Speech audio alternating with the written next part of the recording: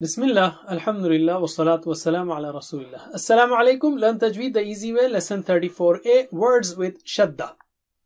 Remember the three sets, the thick ones and thick and high and very thick and high. So if they are preceded by thin letters like arra, a is thin and ra is thick, so you have to make sure that each letter gets its attribute. So repeat after me with actions if possible.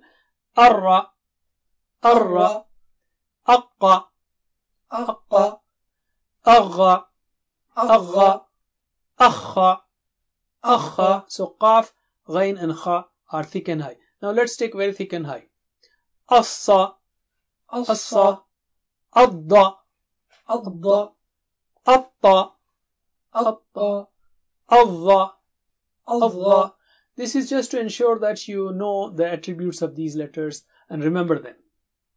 Remaining letters are thin. Alright, repeat after me.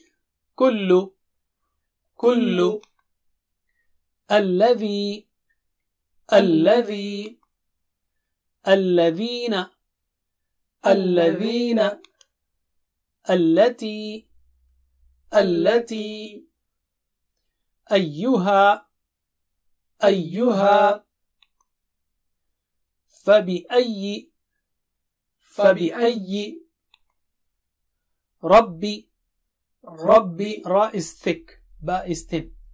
Rabbi, Rabbi, Rabbihi, Rabbihi, Rabbihim, Rabbihim, Rabbaka, Rabbaka, Rabbikum, Rabbikum, Rabbana, Rabbana. So many words are there attached with the word Rabb and they occur in the Quran many times. That's why we have taken all of these.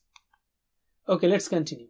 Yuhibbu, yuhibbu, muttaqina, muttaqina, la'allakum, la'allakum, la'allahum, la'allahum.